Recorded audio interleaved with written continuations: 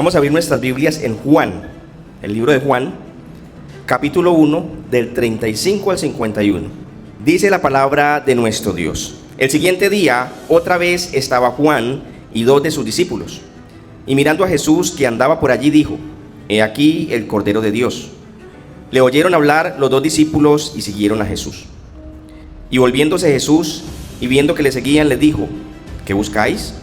Ellos dijeron: Rabí, que traducido es maestro, ¿dónde moras? Le dijo: venid y ved. Fueron y vieron dónde moraba, y se quedaron con él aquel día, porque era como la hora 10:00.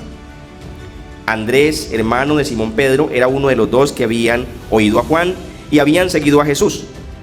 Este halló primero a su hermano Simón y le dijo: hemos hallado al Mesías, que traducido es el Cristo.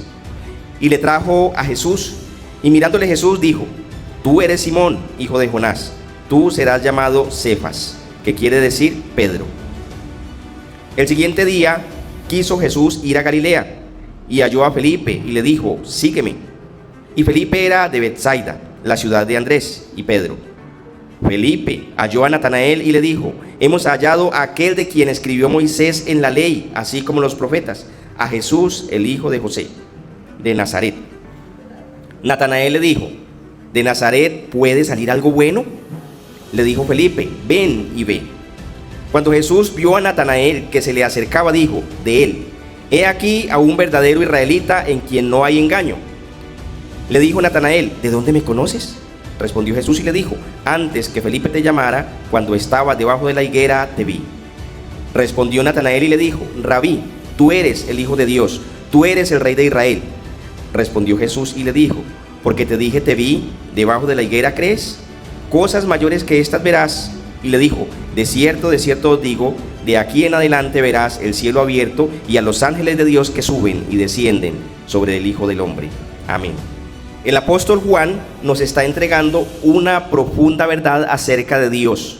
Nos ha enseñado en lo que hemos leído quién es Dios a partir del conocimiento que Dios mismo le ha dado a Juan de él. Dios se reveló de una manera especial a Juan y nosotros recibimos de él lo que el Señor nos quiso transmitir y nos quiso enseñar y nos quiso revelar. Estamos hablando de Juan el apóstol. Y Juan va a mostrarnos, o nosotros hemos visto a lo largo de la Biblia, las credenciales de Juan. ¿Por qué nosotros debemos creer en lo que Juan está enseñando y en lo que Juan está diciendo y estar tranquilos que nos está diciendo la verdad? Porque Juan nos está hablando de cosas bien profundas que solo él había visto, que solo él había conocido, y nosotros hoy tenemos la posibilidad de poder ver esto a lo ancho de todo el canon bíblico, de toda la palabra de Dios. Y Juan, ya lo he dicho, pero lo voy a seguir diciendo por unos días a medida que pasemos de toda esta primera sección de Juan. Las credenciales de Juan. Fue discípulo de Juan Bautista, que estaba preparando el camino para la llegada del Mesías. Es decir, que Juan, desde antes que llegara el Mesías, estaba aprendiendo y estaba recibiendo las enseñanzas de Juan Bautista. Fue el primer discípulo de Cristo junto con Andrés. Estuvo con el Señor los 3 años y medio de su ministerio. Fue testigo directo del evento único o de algunos eventos únicos donde solo estuvieron algunos de los apóstoles. Juan siempre estuvo presente en todos aquellos eventos privados y personales e íntimos que el Señor Jesús no le reveló a todos. Estuvo 40 días en un curso intensivo después de que el Señor resucitó, aprendiendo acerca del reino, aprendiendo de todo lo que el Señor iba a dejar a cargo de ellos acerca del reino de Dios. Vio el día del juicio final, vio su reino de gloria y vio la instalación del reino. Y recibió de parte de Dios, en persona, desde su trono de gloria, lo que debía escribir en aquel último libro que él escribió, que se conoce como el libro de Revelación o el libro de Apocalipsis. Si queremos saber quién es Dios, entonces Juan fue el indicado para decirnos quién es Dios. Juan fue el indicado para hablarnos de aquellos eventos íntimos que solo él conoció. Así que nosotros debemos creerle lo que Juan nos escribió y debemos creer a la palabra, porque es el canon bíblico y es la palabra de Dios. Y Juan tiene credenciales más que muchos de los otros autores de la Biblia, o más que todos los autores de la Biblia, mucho más que cualquier sistema teológico de todos los tiempos. Es más, ningún sistema teológico tiene la verdad completa. La verdad más completa y más amplia está en las Escrituras, a partir de las Escrituras. Y las Escrituras se leen a través de las mismas Escrituras, se explican a través de las mismas Escrituras, así que ningún sistema teológico puede revelar las Escrituras. ¿Qué es lo que hacemos hoy? Rogamos que el Espíritu Santo nos hable, que el Espíritu Santo nos abra las Escrituras y que nosotros podamos entender el mensaje con claridad que el Señor mismo de forma directa nos está dando por aquellas personas que fueron facultadas, encargadas, capacitadas para eso. Nosotros, los que tenemos que enseñar hoy, tenemos que hacerlo a partir de las Escrituras y a través de las Escrituras, pidiendo que el Espíritu Santo nos abra el entendimiento, nos permita ver, nos permita entender y nos permita explicar tal y como el Señor lo quiere explicar. Es un mensaje que es de parte de Dios, no de parte del mensajero. El mensajero solo es instrumento, así que rogamos que Dios hoy nos permita ver esto. Al comienzo del escrito de Juan o del Evangelio de Juan, Juan hace una revelación fundamental llevándonos al principio de la creación. Tal vez los que estuvieron aquí con nosotros lo recuerdan en Juan 1:1. Él dice: en el principio era el verbo, y el verbo era con Dios, y el verbo era Dios. Este era en el principio con Dios. Todas las cosas por Él fueron hechas, y sin Él nada de lo que ha sido hecho fue hecho. Y en Juan 1:14 dice: y aquel verbo, que es Dios, fue hecho carne. ¿Qué quiere decir Juan con esto? Que Cristo es Dios, que es el verbo que fue hecho carne, y habitó entre nosotros, y vimos su gloria como la del unigénito del Padre, lleno de gracia y de verdad. ¿Por qué lleno de gracia y de verdad? Porque Él es Dios. Cristo es Dios todopoderoso, sencillamente es Dios con nosotros y Dios en medio de nosotros. Eso era lo que estaba pasando en el primer siglo con aquella visitación especial de Dios encarnado, de Dios humanado en medio de nosotros. Y eso es lo que Juan está tratando de explicarnos, eso es lo que Juan está tratando de enseñarnos, y lo dejó por escrito ordenadamente para que la iglesia sea edificada a partir de lo que Juan nos enseñó. Luego Juan nos presentó el testimonio de Juan Bautista, el mensajero de Dios, y nos empieza a explicar progresivamente cómo fue el comienzo de su ministerio, del ministerio del Señor Jesús, del ministerio del Verbo encarnado. Este es el testimonio, decíamos en la enseñanza pasada, de los dos Juanes, Juan el apóstol y Juan el Bautista. Ambos estaban dando testimonio del Verbo encarnado. Ambos estaban dando testimonio del Hijo de Dios, o estaban dando testimonio de Dios mismo. Juan el Bautista empezó a predicar en el desierto anunciando la venida del Señor y llevando al pueblo al arrepentimiento antes de que el Señor Jesús se manifestara públicamente y visiblemente para todos. Luego Jesús vino y se presentó ante Juan para ser bautizado y para darse a conocer, para revelarse, para que ya empezara el pueblo de Israel y los religiosos de Israel a decir: aquí está el Mesías, el que estaban esperando. Juan lo presentó como el Cordero de Dios que quita el pecado del mundo, delante de los levitas, de los sacerdotes y delante del pueblo de Israel. Aquel día el Señor fue bautizado. El Espíritu Santo vino sobre él. Y aquel día el mismo Espíritu Santo certificó: este es mi Hijo amado, y en quien tengo complacencia. Este mismo día certificó su identidad, certificó su ministerio, certificó el mensaje que Juan estaba entregando antes de aquel día, y lo ungió para el comienzo de su obra. Aquel día fue un día muy especial. Aquel día fue un evento muy especial, un evento inaugural del comienzo de la obra de Cristo. Estaba empezando. Muchas personas en Israel esperaban ese día, pero no sabían cómo, ni cuándo, ni dónde. Para eso entonces, para ese comienzo, para ese ministerio que el Señor Jesús va a empezar, es necesario unos eventos y unos escenarios específicos, los cuales Dios había preparado de antemano, pero que se van a hacer visibles para nosotros y que se van a hacer realidad para nosotros. Y para eso era necesario conformar un equipo de trabajo para comisionarles el mensaje y para que fueran colaboradores de Cristo, porque Él iba a desarrollar la obra de la cruz.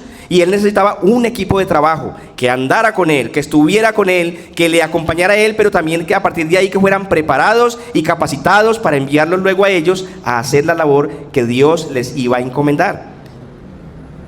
Y Juan registra el llamamiento y el ingreso de los 5 primeros apóstoles. Y hoy no vamos a detenernos en los detalles de cada nombre o de cada uno de ellos. Porque el propósito de Juan no está haciendo ese. El propósito de Juan es mostrarnos cómo el Señor empieza su obra y cómo el Señor está llamándolos. Luego, cuando estemos estudiando en los evangelios sinópticos, a partir de allí vamos a ver algunos nombres y vamos a estudiar qué significan y todo aquello. Pero hoy lo que queremos ver es cómo el Señor viene progresivamente manifestándose y dando comienzo a aquella gran obra y aquella gran labor que van a vivir durante 3 años y medio hasta el día de la cruz y posteriormente a la cruz. Porque estos apóstoles van a empezar a narrar los eventos desde el comienzo hasta la muerte de Cristo, pero van a empezar la obra del mensaje y van a empezar a entregar este mensaje para la iglesia, lo mismo que venimos haciendo hoy. Recordemos que el propósito de Juan entonces es revelar a Cristo como el Hijo de Dios y mostrarnos su obra. Hoy vamos a verlo con el título de los primeros apóstoles. Los primeros apóstoles. Vayamos a nuestro pasaje, al pasaje que leímos al comienzo, Juan 1:35. Y vamos a ubicarnos en el contexto. Después de que el Señor fue bautizado, dice el escritor, el segundo día otra vez estaba Juan y 2 de sus discípulos. Es decir, que nos pasa a un día después, pero sigue narrándonos. El siguiente día estaba Juan y 2 de sus discípulos. Ya no dice que estaba bautizando, pero estaban allí. Estaba con 2 de los discípulos de Juan. Y dice que estos 2 discípulos volvieron a escuchar. En el verso 16 verso 36, dice, y mirando a Jesús que andaba por allí, dijo, he aquí el Cordero de Dios. Juan está repitiéndole a ellos o a estos 2 discípulos lo mismo que le había dicho el día anterior. ¿A quiénes? A los sacerdotes y levitas y al pueblo que estaba a la orilla del río Jordán. Les dice lo mismo y ahora ellos van a reaccionar a eso que está diciendo Juan. Verso 37. Le oyeron hablar los 2 discípulos y ¿qué pasó? Dice, y siguieron a Jesús. Y siguieron a Jesús. El testimonio y la predicación de Juan el Bautista el día anterior y este comentario de Juan delante de ellos produjeron una primera obra para aquellos 2 discípulos que van a ser añadidos como los primeros discípulos a la comitiva de los 12 apóstoles que el Señor va a empezar a componer a partir de allí. Son los frutos. Y mire, este era el propósito de la predicación de Juan. Juan empezó a predicar el mensaje del reino, que es el mensaje de arrepentimiento. Arrepentíos porque el reino de los cielos se ha acercado a vosotros. Anunciar, preparar el camino para la llegada del Señor. Y en esa preparada del camino ya pasó el gran evento de la manifestación pública, del bautismo de Cristo, de la venida del Espíritu Santo sobre Cristo, y ahora el segundo evento como fruto registrado. Obviamente debieron haber sucedido muchas más cosas, pero los apóstoles registran lo más importante, es que 2 seguidores de Juan, 2 discípulos de Juan van a empezar a seguir al Señor Jesús. Se fueron con el Señor Jesús, dejaron a Juan. Lo especial es que mientras seguían a Juan estaban siguiendo a Dios, y cuando lo dejaron también estaban siguiendo a Dios. A medida que entendieron que había llegado su Mesías y que podían estar más cerca de él, dejaron a Juan Bautista. Tal vez pudiera pensar Juan, ay, me traicionaron, se fueron y me dejaron solo. No, mis hermanos, el propósito de todo el que predica a Cristo es que ellos sigan a Cristo, Y eso debe producir entonces en Juan, ¿qué? Un gozo, una alegría.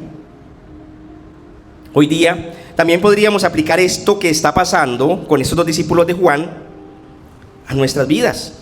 Si hay una mejor manera de seguir a Cristo, si podemos tener una mejor relación con Él de la que tenemos, es mejor hacer los cambios. Lo que estaban haciendo aquellos 2 discípulos, haciendo los cambios.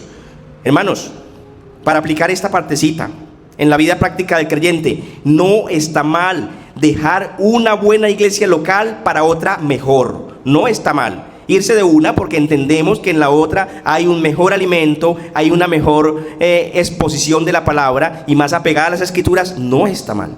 Lo que está mal es volver atrás.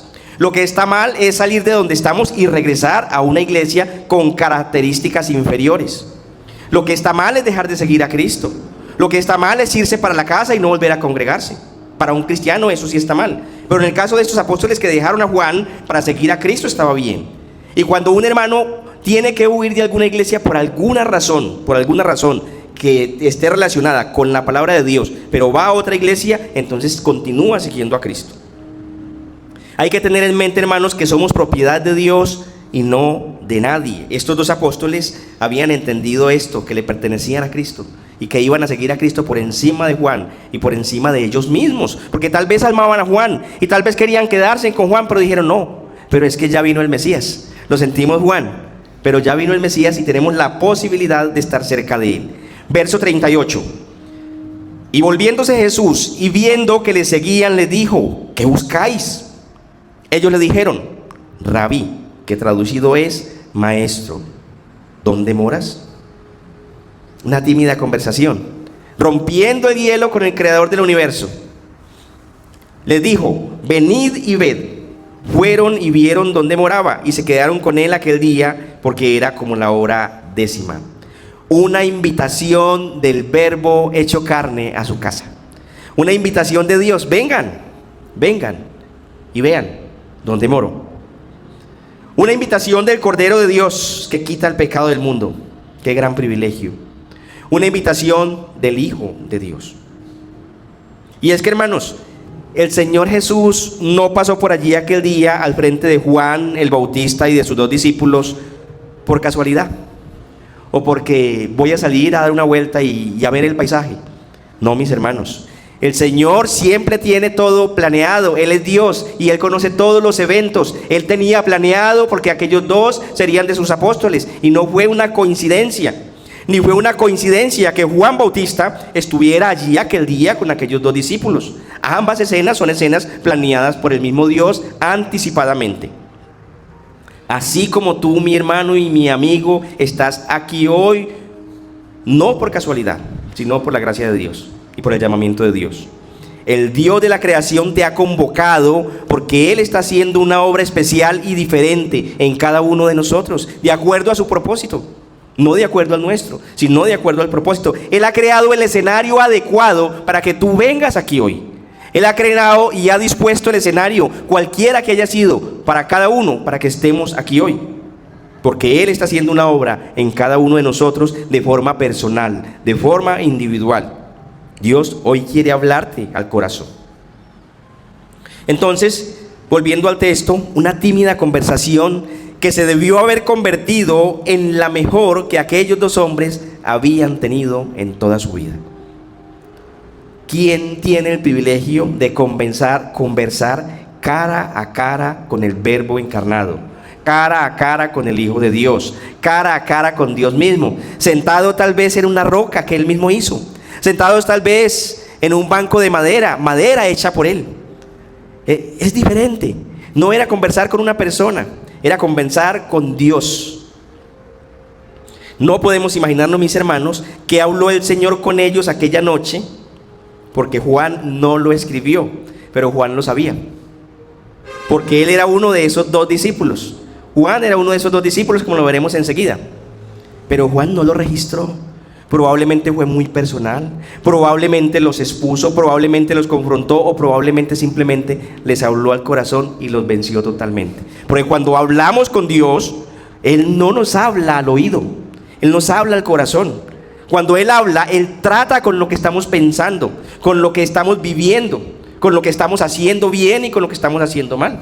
Cuando Dios es el que nos habla, es otra situación, es otra realidad. Acuérdense, cuando el Señor predicaba, dicen que duraban 2 y 3 días escuchándolo. ¿Cómo era posible? Porque es que Él hablaba un mismo mensaje y a todos les tocaba el corazón.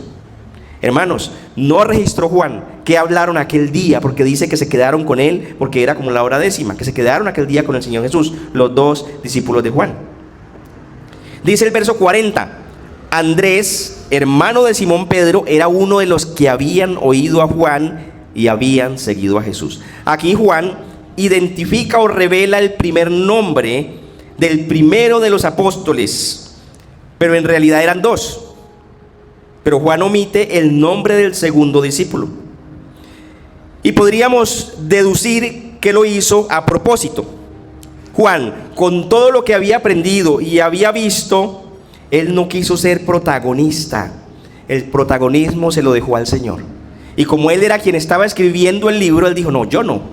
Yo más bien hago de mensajero y hago la labor que Dios me encomendó. Pero Juan no quiso ser protagonista. ¿Por qué sabemos que era Juan? Al leer la secuencia del llamamiento de los 12 en los 4 evangelios, de forma implícita se puede apreciar que Juan es el segundo nombre de estos 2 discípulos de Juan Bautista. Porque en los otros libros o los otros evangelios sinópticos sí está escrito el orden y cómo fueron llamados. Al parecer estos 2 discípulos fueron llamados en 2 etapas. Primero ellos siguen al Señor después de lo que oyeron a Juan Bautista, y después el Señor los llama y los convoca para ser parte del equipo de los 12 apóstoles. Verso 41. Andrés, primero de ellos, dice, halló primero a su hermano Simón y le dijo, hemos hallado al Mesías, que traducido es el Cristo. Y le trajo a Jesús, y mirándole Jesús dijo, tú eres Simón, hijo de Jonás, tú serás llamado Cefas, que quiere decir Pedro. Andrés ya estaba seguro de quién era Jesús. Mire lo que dicen, hemos hallado al Mesías, que traducido es el Cristo. Ya por la predicación de Juan y por lo que hablaron aquella noche íntimamente con el Señor Jesús, habían identificado que se trataba de su Mesías, que se trataba del Hijo de Dios, que ellos estaban esperando, que se trataba del Cristo. ¿Y qué hizo Andrés? Fue y le testificó a su hermano Simón. Y su hermano Simón también fue añadido al grupo por el Señor Jesús.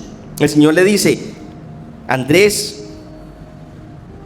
Señor le dice, tú eres Simón, hijo de Jonás, tú serás llamado Cefas, que quiere decir Pedro. Ahora Andrés entonces da testimonio de Cristo a su hermano Simón. Este es el tercer nombre que se une al grupo, no el segundo. Recordemos que Juan es el segundo. Y por lo que nosotros conocemos, fue uno de los más influyentes del grupo junto con el mismo Juan. Desde el día 1 a Simón, el Señor ya le anticipa que él experimentará un cambio profundo de su personalidad y su carácter, y que sería moldeado de acuerdo con el proyecto de Dios, que es su reino eterno. Porque este cambio de nombre, recordemos que el nombre representa el carácter de la persona, y en la cultura judía se le ponía el nombre a la persona de acuerdo al carácter o de acuerdo a una situación particular que estaba viviendo. Y Dios le va a poner este nombre porque tiene un propósito de cambiarlo de Simón a Pedro, de caña movida por el viento, que es lo que significa Simón, a Pedro, un hombre de carácter fuerte. Hoy día hay discusiones teológicas alrededor de este nombre nuevo de Simón por 2 razones. Primero, la Biblia va a tratar este nombre en Mateo capítulo 16, va a ampliarnos el panorama. Pero también porque el catolicismo romano hace mal uso de para defender su sistema teológico y su sistema sacerdotal. Pero ese no es el asunto del cambio del nombre. Era para transformar el carácter de Simón de acuerdo con el propósito de Dios, que era su reino y que era su iglesia. Más adelante, en una especie de retiro espiritual que se dio al norte de Israel, en una ciudad que se llamaba Cesarea de Filipos, el Señor confirma el propósito del cambio del nombre y lo declara a él, a Pedro, líder principal sobre sus compañeros y líder principal de la misión que Dios le estaba encomendando a los apóstoles, que de hecho se cumplió. Pedro fue el primer predicador de la iglesia, Pedro fue el vocero principal de ellos en todos los eventos, Pedro fue el que convocó al reemplazo del otro apóstol, que fue Matías, que reemplazó a aquel. Pedro era el primero, Pedro era quien lideraba, y Pedro fue el apóstol principal a la nación de Israel, así como posteriormente el Señor escoge a Pablo como apóstol principal a los gentiles. Entonces el Señor lo que estaba formando en Pedro, o que iba a formar, porque aquí estamos más atrás, va a formar es un carácter de liderazgo en él, para que él pueda ser aquel primer líder encargado. Siempre que hay un grupo de personas servidoras o empresarios o en cualquier aspecto de la vida, tiene que haber un encargado de dirigir, un encargado de ser el vocero, un encargado de coordinar, un encargado de ordenar cada cosa. Y en este caso el Señor anuncia anticipadamente que va a preparar a Pedro para eso, y en ese sentido va a cambiarle el nombre. Hoy no nos extenderemos en la explicación de este evento o del significado del nombre, porque nos tomaría una predicación completa. Y no queremos apartarnos del sentido en que Juan lo está mencionando, porque Juan lo está mencionando en un sentido, está enumerando a los que el Señor escogió y está dando algunas características de la conversación que el Señor Jesús tuvo con ellos. Pero cuando lo veamos a partir de la explicación del Señor Jesús, explicándonos quién es Pedro, ese día vamos a ampliar lo que tiene que ver con el nombre o la tarea de cada uno de ellos. Entonces, en este primer día tenemos a Andrés, y a Juan y a Simón, 3 llamados al equipo de trabajo de aquella gran obra del ministerio público del Señor Jesús que aún no ha comenzado. El Señor ya se manifestó, pero el Señor no ha hecho todavía su primera predicación pública de acuerdo a lo que estamos viendo en la narración de Juan. El Señor apenas fue manifestado, está escogiendo a sus discípulos y va a ir a las bodas de Caná. ¿Y qué dice en las bodas de Caná? Aún no ha llegado mi hora. ¿La hora de qué? De comenzar a mostrar su poder, sus milagros y sus señales de manera pública. ¿Qué está haciendo ahora? Escogiendo al equipo de trabajo. Está escogiendo un equipo de trabajo. Verso 43. Dice: el siguiente día quiso Jesús ir a Galilea. ¿Qué es el siguiente día? El tercer día después del bautizo. Si nos vamos a ubicar en la cronología que está presentando Juan, entonces aquí vuelve y dice: el siguiente día quiso Jesús ir a Galilea y halló a Felipe y le dijo: sígueme. Y Felipe era de Betsaida, la ciudad de Andrés y Pedro. Probablemente estaba estudiando y la distancia es muy larga, y esa distancia tardaría de 3 a 5 días para caminar. Y aquí está diciendo el autor: el siguiente día hallaron a Felipe. Entonces tenemos que entender que probablemente, así como Andrés y así como Juan habían venido desde Galilea a escuchar a Juan y a seguir a Juan, muy probablemente este Felipe también estaba en la región escuchando las enseñanzas de Juan. Lo importante aquí es que dicen que al siguiente día hallaron a Felipe. Y si al siguiente día hallaron a Felipe, dice, y le dijo: sígueme. Y Felipe era de Betsaida, la ciudad de Andrés y Pedro, eran conciudadanos. Y el Señor aquí lo llamó eficazmente a Felipe y no hubo nada. Sígueme, y Felipe lo siguió. Y es que podríamos pensar: no, pero es que el autor lo está resumiendo. Mis hermanos, el que hizo los cielos y la tierra, diciendo: hágase la luz, y la luz fue hecha, puede decirle a una criatura suya: sígueme, y lo va a seguir. Acuérdese lo que decía: él puede hacer adoradores de esas piedras. Para él no hay nada imposible. Y ese día simplemente el Señor sabe qué obra ya había hecho anticipadamente en Felipe, pero ese día solo lo llamó y Felipe lo siguió. Porque siempre hay un comienzo de la obra, como dice la palabra: el que empezó en vosotros la buena obra, la perfeccionará hasta el día de su venida. El Señor aquí llamó eficazmente a Felipe, y realmente ¿quién puede resistirse al llamado del Verbo encarnado, que es Dios? El poder de Dios es infinito, y si Él llama, inevitablemente vendremos a Él. Pero es necesario cada escenario y la formación individual y particular de cada uno según el propósito de Dios. Porque ¿cómo vino entonces Andrés y Juan? ¿Cómo vinieron? Por la predicación de Juan Bautista. ¿Y cómo vino este otro? Por el llamado de Dios. ¿Y cómo vino Pedro? Por el testimonio de los que creyeron en él el día antes, por el llamado de Juan Bautista. Mire que los eventos son diferentes. Cada uno de nosotros ha venido a Dios a través de una experiencia diferente. Cada uno de nosotros pudo haber venido a Dios a través de una visión, de un sueño, de un llamado, de un amigo, de la predicación de un hermano. Por una lectura de un artículo bíblico, de un texto bíblico, o de un artículo en la televisión o en cualquier medio de comunicación. O a través de una persona que ni siquiera es creyente. Dios lo puede usar como instrumento para llamarte al arrepentimiento. El Señor obra de manera sobrenatural. Verso 45. Y Felipe halló a Natanael y le dijo: hemos hallado a aquel de quien escribió Moisés en la ley, así como los profetas, a Jesús, el hijo de José de Nazaret. Igual que Andrés, Felipe está testificando delante de Natanael acerca de haber encontrado al Mesías. Y esto indica que había hombres piadosos buscando al Mesías, mis hermanos. Cuando le dice: hemos hallado, hemos encontrado, venga, ¿por qué lo han encontrado? Porque había gente en Israel buscando a su Mesías. Por lo mismo que les dije en la enseñanza anterior, que habían en todo Israel serios indicios de que el Mesías estaba en medio de ellos. muy serios indicios. Y había desespero en el sistema religioso, había desespero en el pueblo. Y más, los ánimos se pusieron fuertes cuando Juan Bautista empezó a predicar: el reino de los cielos se ha acercado a vosotros. Había mucha expectativa, mis hermanos, expectativa, esperanza.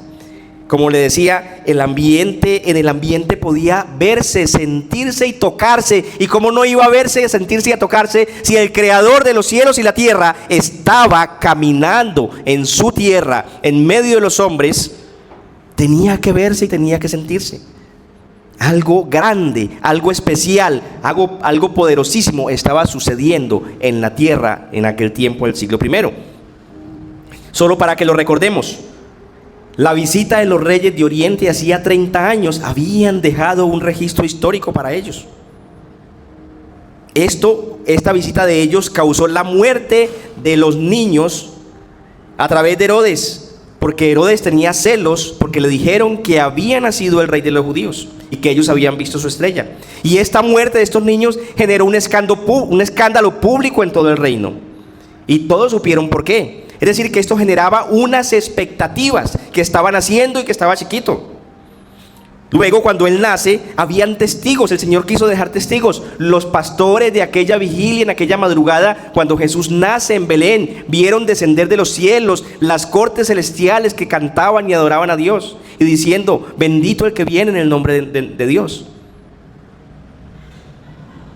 El nacimiento del mismo Juan Bautista tuvo un eco dentro del templo, porque acordémonos que Zacarías era sacerdote, y cómo su padre Zacarías quedó mudo cuando nació. Y cuando Juan nació, él volvió a hablar y profetizó acerca del Mesías. Y eso generaba expectativas.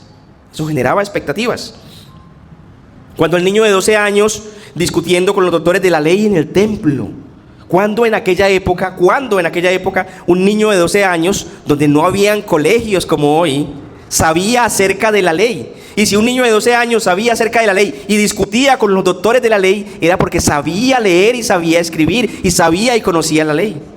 ¿Cómo es que un niño de 12 años conoce la ley y puede discutir de los eventos proféticos con todos aquellos que han estudiado la ley? Y esto generaba expectativas. Y ahora la manifestación pública de Juan Bautista, anunciando y pregonando que el reino de los cielos estaba cerca. Y ahora, para añadirle a esto, el Señor escogiendo a sus discípulos. Había mucha expectativa y ya era público, ya todos sabían que Él era el Mesías, todos aquellos que estaban creyendo en Él. Estos discípulos, ¿por qué lo siguieron? Porque sabían que Él era el Mesías. Así de sencillo, porque ellos mismos lo están diciendo. Pero ¿qué pasó con este Natanael? Verso 46.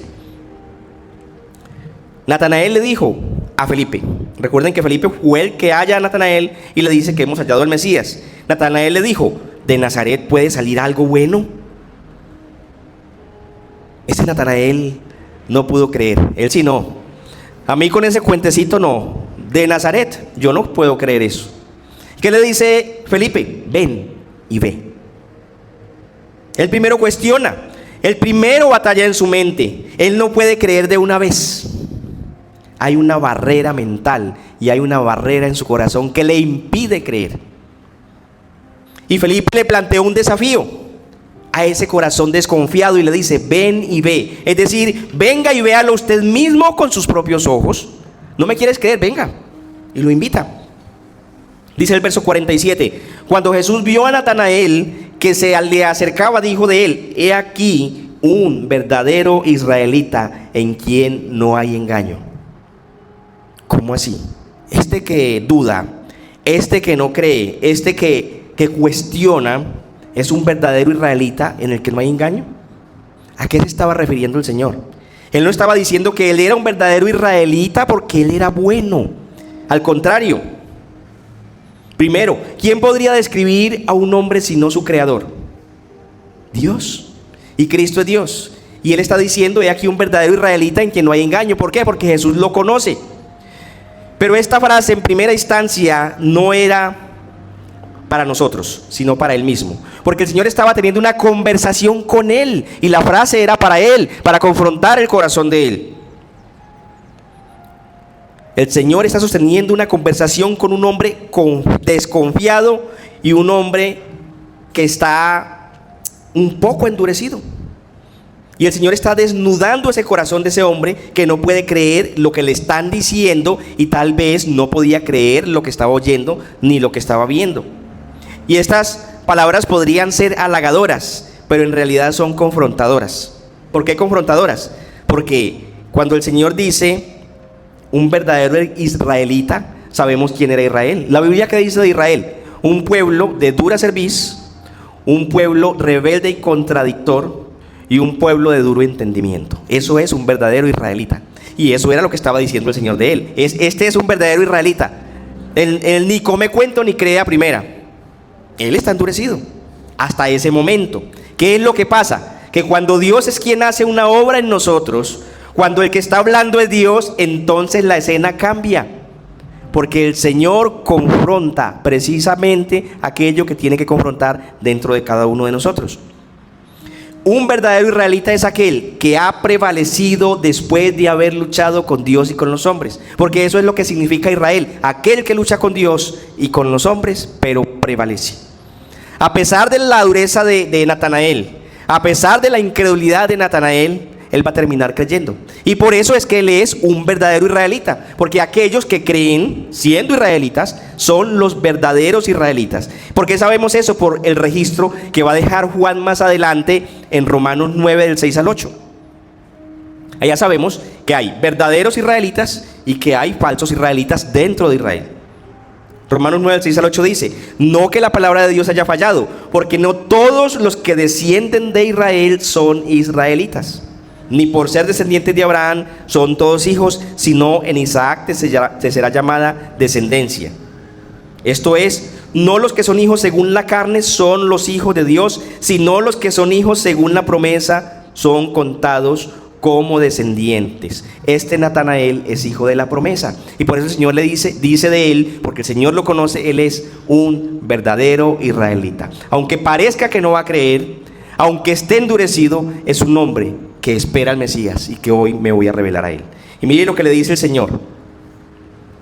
Bueno, Natanael le responde primero: ¿de dónde me conoces? Respondió Jesús y le dijo: antes que Felipe te llamara, cuando estabas debajo de la higuera, te vi. Y aquí no hay explicación clara para el lector, para nosotros.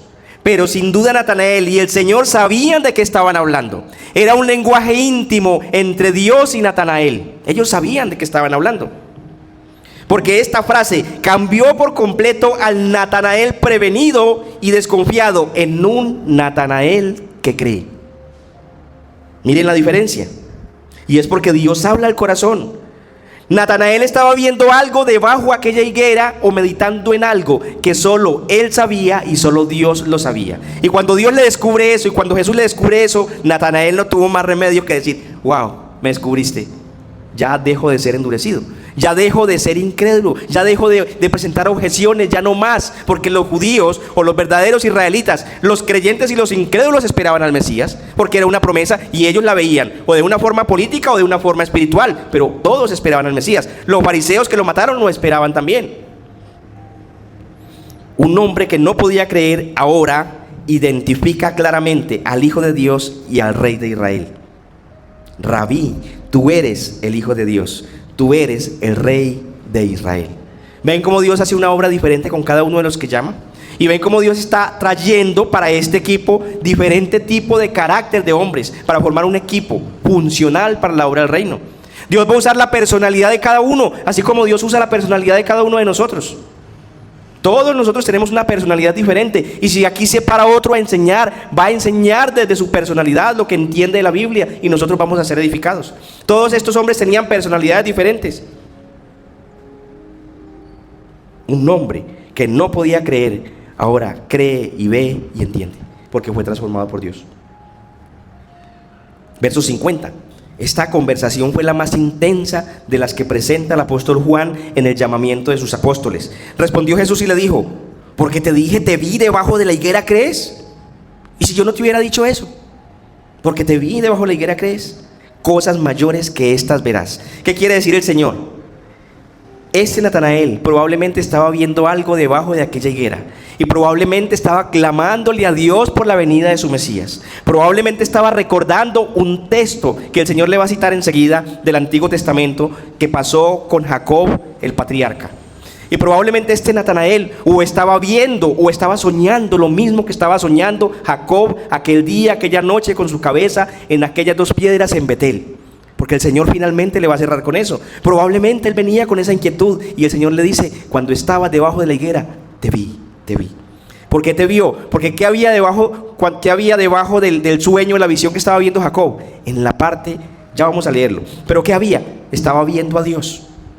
Y probablemente Natanael lo había visto. Y cuando él le dice: yo te vi, yo era el que te estaba viendo, Natanael, ¿qué dice? Tú eres el Hijo de Dios, tú eres el Rey de Israel. Entonces, hermano, Dios va a usar en nosotros cada cosa que Él viene haciendo a nuestro favor y para la gloria de su nombre. Dios viene obrando en nosotros de una manera especial, cada uno de manera especial. Dios no se ha olvidado de su pacto, Dios no se ha olvidado de sus promesas y Dios está yendo cada día haciendo la obra en cada uno de nosotros. Verso 51, y le dijo: de cierto os digo, de aquí en adelante veréis el cielo abierto y a los ángeles de Dios que suben y descienden sobre el Hijo del Hombre. Cuando el Señor Jesús, siendo Dios, le habla a un hombre, le habla directo al corazón. Puede leer sus pensamientos como si estuvieran escritos en una hoja. Sin duda, cada palabra que le dijo Natanael eran íntimas y fueron poderosísimas. Y yo quiero que vaya a Génesis 28, del 10 al 13, mi hermano, conmigo, para que veamos esto con el que el Señor cierra la conversación con Natanael.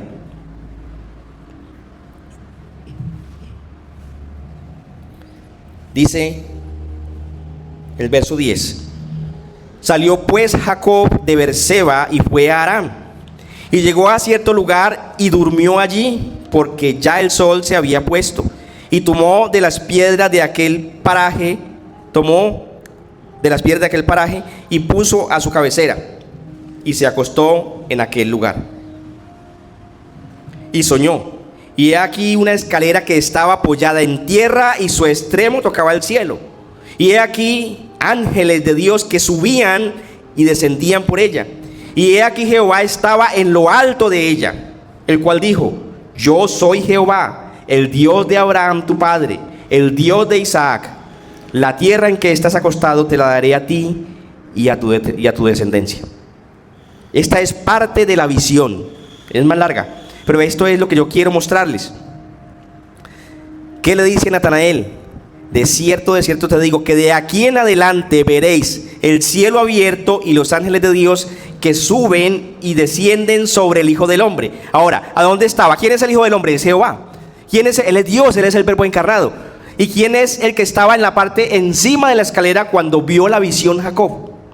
Probablemente la visión la vio Natanael, pero no lo vio encima, sino que lo vio abajo, que lo estaba viendo. Y por eso él le dice: cuando estaba debajo de la higuera, yo te vi. Y él dice: tú eras el que me estaba viendo, tú eres Dios, tú eres el Hijo de Dios, tú eres el Rey de Israel. Y que le dice: de ahora en adelante verás los cielos abiertos y los ángeles que suben y descienden sobre el Hijo del Hombre. Allá en la otra visión, ¿dónde estaba Dios? Arriba, en la parte de encima. En esta visión que le está diciendo, o en esta promesa que le está diciendo Natanael, ¿dónde está? Abajo, y nos está viendo. Por eso Natanael pudo creer, haciendo la relación con lo que el Señor le está diciendo a él y con lo que vio a su padre Jacob y con lo que él es un verdadero israelita. Muy probable Natanael estaban angustiados, como muchos israelitas, esperando a su Mesías. Probablemente, digo probablemente porque no está registrado, aquel día Natanael decía: Señor, ¿cuánto tiempo más esperaremos tu venida? ¿Cuánto tiempo más esperaremos? Y probablemente Natanael se acostó debajo de esa higuera.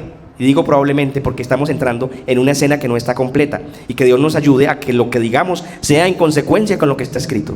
Probablemente se acostó a descansar Natanael y empezó a ver la misma visión que vio Jacob, pero no estaba encima, y él veía que los ángeles subían y bajaban, pero esta vez estaba abajo y estaba viéndolo.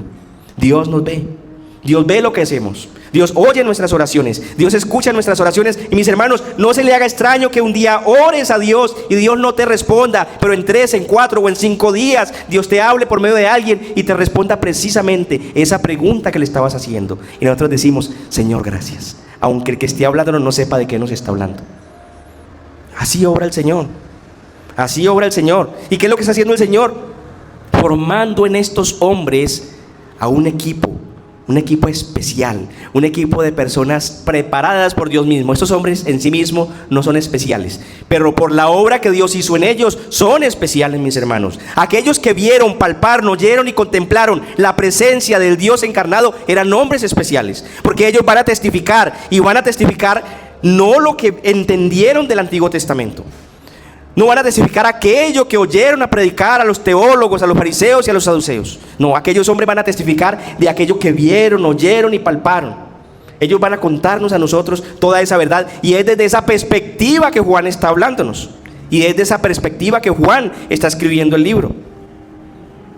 Te pregunto hoy, hermano y amigo, Andrés y Juan creyeron porque se les reveló por la predicación de Juan Bautista, la misma que aquí esta semana estudiamos.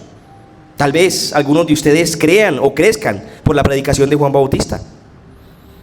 Asimismo, por medio de Andrés se le presentó a Pedro, y él creyó por eso. A Felipe simplemente lo llamó y él vino: Felipe, sígueme. Y Felipe lo siguió. Y a Natanael le convence por su palabra y la historia de su ancestro, y le revela que el Jehová de la visión de aquella escalera ha descendido del cielo y ahora está aquí y nos ve. Ahora está aquí y nos ve. ¿Por cuál de todas has creído? ¿Cuándo sentiste o cuándo oíste el llamado? Y si no lo has oído, esté atento, porque Él te está llamando. Tal vez no has oído, tal vez está llamando demasiado fuerte y no has entendido, porque el Señor llama de muchas maneras, y aquellos que somos sus hijos, Él nos llama, y cuando no escuchamos, nos sacude.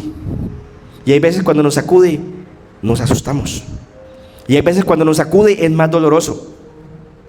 A cada uno de nosotros nos llamó según su propósito, y a cada uno de diferentes maneras, a partir del testimonio de alguien, de un milagro, a través de un amigo, de un hermano o un hijo, a partir de una enfermedad, a partir de una tristeza, a partir de una alegría, a través de un sueño o de una visión, o de una buena predicación de un mensajero suyo, como en una iglesia cristiana, por ejemplo, o como lo que escucharon Andrés y Juan de Juan Bautista. Así puede estarte llamando hoy por medio de su palabra, usándonos a nosotros como simples mensajeros. Y su Espíritu Santo estará obrando en cada uno de nosotros. Y quiera Dios que cada día que nosotros prediquemos el mensaje, vengan a Cristo. El hecho, mis hermanos, es que el que hizo la creación está en su creación, está en su tierra, y ese era el mayor evento y el mayor suceso que ha pasado en esta tierra y que estaba sucediendo en aquellos días. En los mismos lugares que estuvo en el principio. Por eso Juan, cuando empieza a escribir, dice: en el principio. Él estaba en el mismo lugar, hermanos, porque en Israel estaba el Edén. ¿Qué quiere decir? Que cuando Dios hizo la creación estaba ahí. Ese era el mismo punto geográfico, y por eso es tan importante que nosotros tengamos en mente y en cuenta en el desarrollo histórico los puntos geográficos, porque estos puntos geográficos son la evidencia geográfica de la historia y certifican el mensaje. Y porque estos puntos geográficos nos ayudan a entender dónde empezó todo y dónde va a terminar todo. Él estaba donde hizo al hombre con sus manos, a su imagen y semejanza, en la misma tierra que le había prometido a los israelitas, que también es la tierra prometida para todos los creyentes, porque allí se desarrolló la majestuosa obra de salvación que llevará al reino eterno a todos los creyentes, sean judíos o no judíos, así a algunos no les guste. Porque cuando Él venga a reinar, ¿a dónde establecerá su reino? Él dice: en Sión y en Jerusalén, su santo monte y su santa ciudad. Así, mis hermanos, que el creyente no debe desconectarse de esas verdades y de esas evidencias geográficas, porque el día que nos desconectamos, el mensaje nos va a quedar incompleto, nos va a quedar corto. Si has oído su llamado hoy, no endurezcáis vuestro corazón. Si usted siente de algún modo que Dios te está hablando, no endurezcan su corazón. Mire, nosotros en esta iglesia no estamos interesados en tener números, sino en tener hermanos. Nos alegramos por la llegada de cada uno, pero no estamos preocupados por cuántos son, sino cuál es la obra que el Señor está haciendo, cuál es la obra que el Señor está mostrando, qué es lo que el Señor quiere. Y eso haremos, eso haremos. La historia va a ir cambiando. Mañana o pasado mañana empezarán las persecuciones. Ojalá y no nos toque, pero si nos toca, ¿qué? ¿Qué haremos? ¿Qué haremos? Hermanos, el Señor nos ha llamado hoy y el Señor capacitó. Allí estaba en el comienzo de su obra. Allí estaba empezando a capacitar a aquellos 12, que todo lo que está aquí, ellos lo escribieron. El canon bíblico del Nuevo Testamento fue escrito por aquellos que el Señor estaba escogiendo. Así que el Señor no se equivocó. El Señor siguió una estrategia establecida desde antes de la fundación del mundo y estaba cumpliéndose allí. Y nosotros estamos volviendo al siglo I para ver todos esos eventos, para entender el mensaje, para entender el plan de Dios, para entender la palabra de Dios, para conocer más a Dios y para ser edificados y poder vivir una vida cristiana de acuerdo al diseño de Dios, de acuerdo al plan de Dios, de acuerdo a lo que Dios ha establecido para todos nosotros. Vamos a orar.